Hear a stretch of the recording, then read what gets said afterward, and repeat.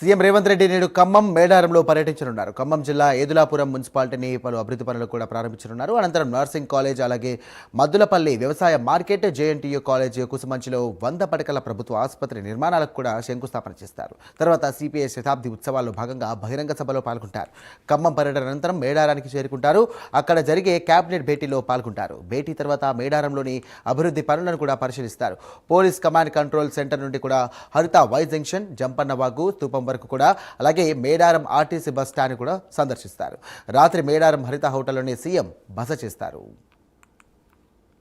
ఇదే అంశానికి సంబంధించి మరిన్ని డీటెయిల్స్ అందించడానికి మా కరెస్పాండెంట్ అజీం సిద్ధంగా ఉన్నారు. అజీం, చెప్పండి.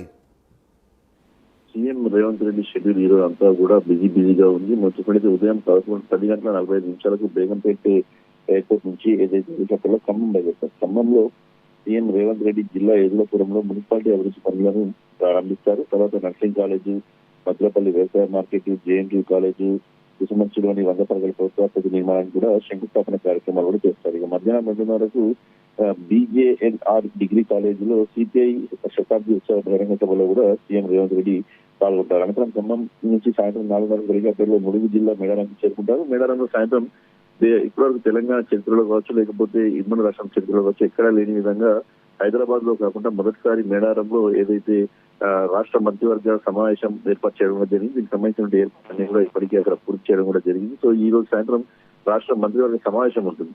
ఈ సమావేశంలో పలు కీలకమైనటువంటి నిర్ణయాలపై కూడా సీఎం రేవంత్ రెడ్డి చర్చించుకున్నారు. మంత్రులకు దిశానిర్దేశం కూడా చేయడం కూడా మనకు తెలుస్తుంది. ముఖ్యంగా మేడారంలోని హరిత హోటల్లో సాయంత్రం 5 గంటలకు మంత్రివర్గ సమావేశం ప్రారంభమవుతుంది.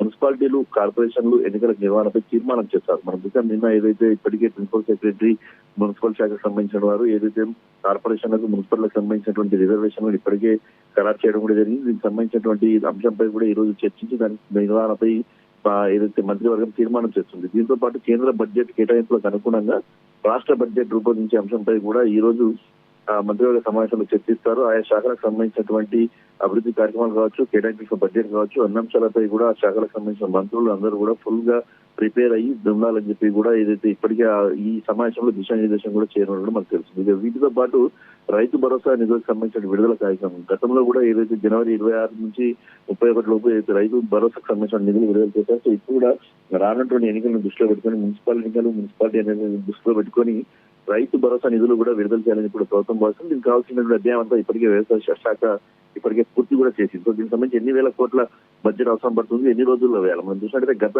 రైతు భరోసా నిధులు ఆగస్టులో వేసినప్పుడు 9 రోజుల్లో 9,000 కోట్లకు సంబంధించిన నిధుల్ని రైతుల ఖాతాలోకి వేయడం కూడా జరిగింది. సో ఈసారి కూడా అలాగే వేయాలని చెప్పి ప్రభుత్వం భావిస్తుంది. సో ఎన్ని వేల కోట్లు అవసరం పడుతుంది, సో ఎప్పుడు దీనికి సంబంధించిన నిధులు విడుదల చేస్తే బాగుంటుంది, ఎన్నికల కోడ్ మనకు తెలిసి 1-2 రోజుల్లో మన నోటిఫికేషన్ కూడా వచ్చేటువంటి అవకాశం ఉన్న వార్తలు వినిపిస్తుంది. దీనికంటే ముందే నిర్ణయం తీసుకుంటారా అనేది కూడా చూడాల్సి ఉంటుంది. దీంతో పాటు హ్యూమ్ రోడ్ నిర్మాణము, అలాగే పట్టణాభివృద్ధి పరిశ్రమలపైన చర్చించేటువంటి అవకాశం కూడా ఈ సమావేశంలో కనిపిస్తుంది. సో తెలంగాణ చరిత్రలోనే తొలిసారిగా హైదరాబాద్ అవతల జరుగుతున్నటువంటి మంత్రివర్గ సమావేశం కావడంతో ఒక ఆసక్తికరమైనటువంటి వాతావరణం నెలకొంది. సో మంత్రులందరూ కూడా ఒక్కొక్కరుగా సాయంత్రం వరకు చేరుకుంటారు.